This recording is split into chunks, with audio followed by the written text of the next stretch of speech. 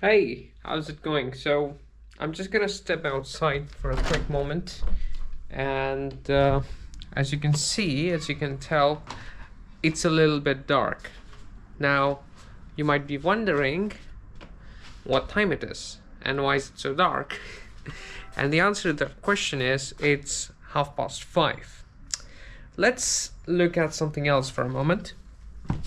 So this is from yesterday. This is also 5:30.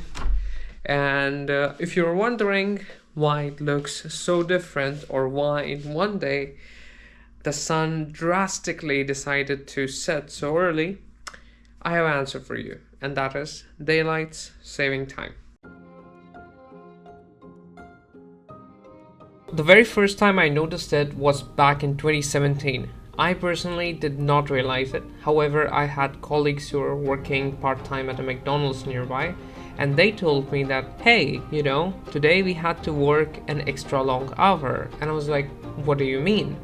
They told me that when the clock struck 2, it was fine, and when the clock struck 3, it was not fine because it struck 2 again. So the time essentially went backwards for an hour. And that was a surprise to me.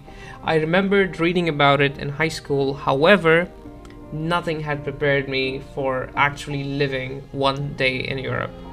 Now, you might be wondering why this is a big deal, or if this is a big deal. Well, psychologically, it affects your circadian rhythm. And for example, farmers have a huge issue with this because the livestock is not used to, let's say, being milked at a different hour. However, there are more practical ramifications that come about with this problem.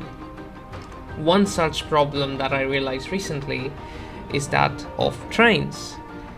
So normally if a train starts at 12 and it reaches its destination at 5, on this particular night that does not happen. It takes 6 hours. And when the clock strikes 2, the train engines shut off. Why? To turn on again at 2.